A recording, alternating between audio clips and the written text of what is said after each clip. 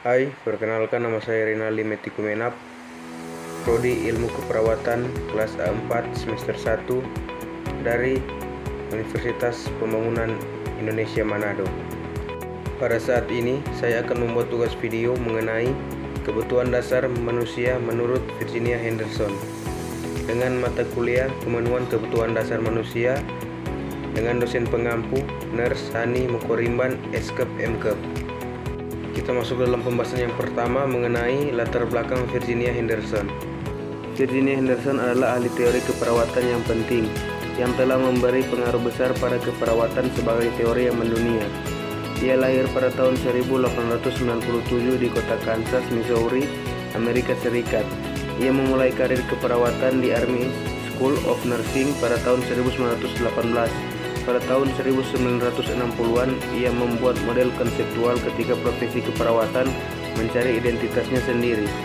Masalah intinya adalah apakah perawat cukup berbeda dengan profesi yang lain dalam layanan kesehatan dalam kinerjanya. Pertanyaan ini merupakan hal penting sampai tahun 1950-an sebab perawat lebih sering hanya melakukan instruksi dokter. Virginia Henderson merupakan orang pertama yang mencari fungsi unik dari keperawatan. Pada saat menulis pada tahun 1960-an, ia dipengaruhi oleh aspek negatif dan positif dari praktek keperawatan pada masa itu. Baiklah, kita masuk dalam 14 kebutuhan dasar menurut Virginia Henderson. 1. Kebutuhan bernapas dengan normal. Pertukaran gas tubuh sangat penting untuk kesehatan pasien dan untuk kehidupan itu sendiri. Perawat harus memahami fungsi pernapasan manusia dan tahu bagaimana mengidentifikasi bila ada gangguan dalam proses pernafasan.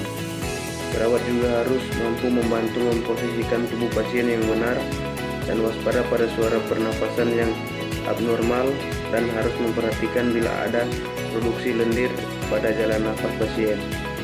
Perawat juga harus memantau frekuensi pernafasan dan memeriksa jalan nafas pasien apakah ada yang menghalangi. Perawat juga harus memperhatikan suhu dan sirkulasi udara dengan ruangan pasien. 2. Kebutuhan mendapatkan makanan dan minuman secukupnya. Setiap organisme membutuhkan cairan dan nutrisi untuk bertahan hidup. Perawat harus mengetahui jenis diet dan hidrasi sesuai dengan kebutuhan nutrisi pasien dan perawatan yang diinstruksikan oleh dokter. Perawat juga harus mempertimbangkan selera, suasana hati, jadwal makan, minum, jumlah, usia dan berat badan, kepercayaan agama dan budaya, kemampuan bangunnya dan menelan. 3. Kebutuhan untuk eliminasi. Tubuh harus melakukan pembuangan kotoran, urin, keringat, dahak, dan menstruasi secara normal. Tingkat kontrol dan efektivitas pasien sehubungan dengan fungsi ekskresi mereka harus diketahui dan dipahami oleh perawat. Kebutuhan ini termasuk perhatian khusus pada kebersihan bagian intim. 4. Kebutuhan untuk bergerak dan mempertahankan postur tubuh. Seorang pasien akan merasa mandiri bila ia dapat bergerak sendiri untuk melakukan kegiatan sehari-hari. Perawat harus membantu pasien untuk menggerakkan tubuhnya dan memotivasi dia untuk melakukan aktivitas fisik, latihan dan olahraga sesuai kondisi dan kemampuan pasien. 5. Kebutuhan untuk tidur dan istirahat. Istirahat sangat penting untuk pemulihan pasien.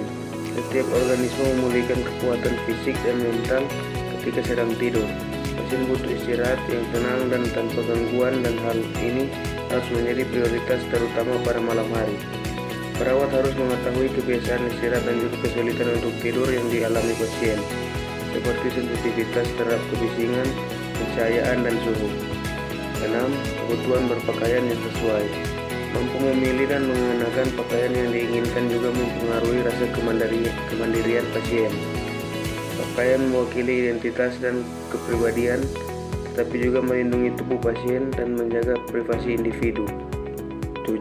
Kebutuhan mempertahankan suhu tubuh normal dengan menyesuaikan pakaian dan ruangan atau lingkungan. Suhu tubuh normal adalah antara 36,5 dan 37 derajat Celcius.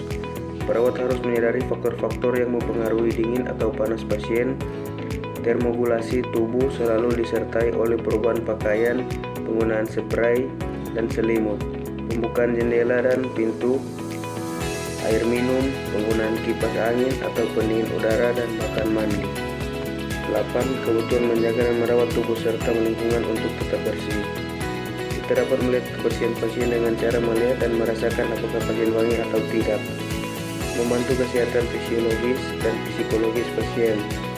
Saat memandikan pasien, perawat harus mempertimbangkan frekuensi membersihkan tubuh, sarana dan peralatan yang digunakan, tingkat mobilitas dan kemandirian pasien. 9. Kebutuhan untuk melindungi diri dari bahaya dan tidak juga membahayakan orang lain.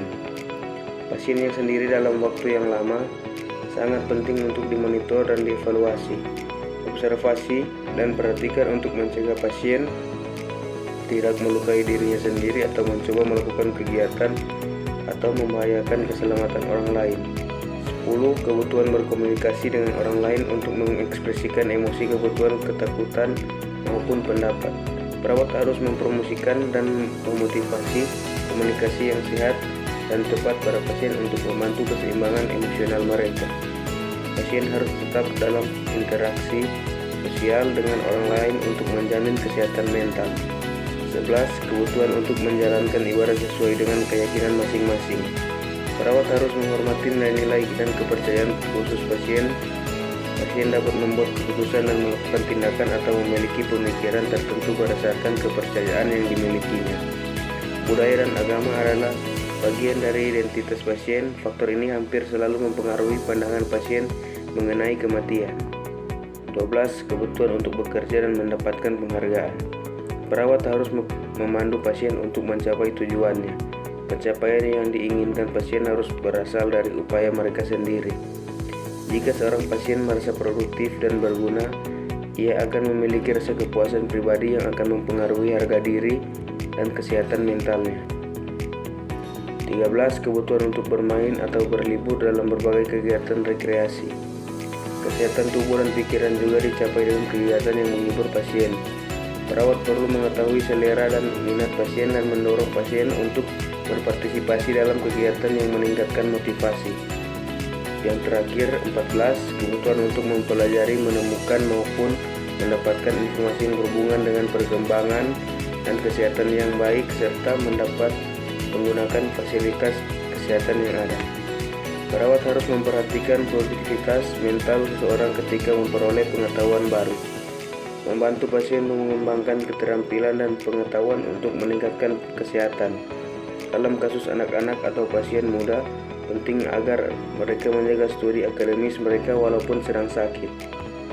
Kesimpulannya, teori keperawatan Virginia Anderson adalah salah satu teori yang dimiliki dampak yang besar dalam pengembangan keperawatan modern. Dalam teorinya, Anderson menekankan pentingnya perawat sebagai pendukung dan fasilitator bagi pasien dalam mencapai kemandirian dalam memenuhi kebutuhan dasar mereka. Prinsip-prinsip dalam teori ini masih relevan hingga saat ini dan dapat mengoptimalkan kualitas asuhan keperawatan yang diberikan kepada pasien. Penerapan teori ini membutuhkan pemahaman yang mendalam tentang setiap kebutuhan dasar manusia, komunikasi yang efektif dengan pasien, penghormatan terhadap etika keperawatan, dan penerapan bukti ilmiah dalam praktik keperawatan. Sekian pembahasan video dari saya. Semoga video ini bisa bermanfaat. Terima kasih.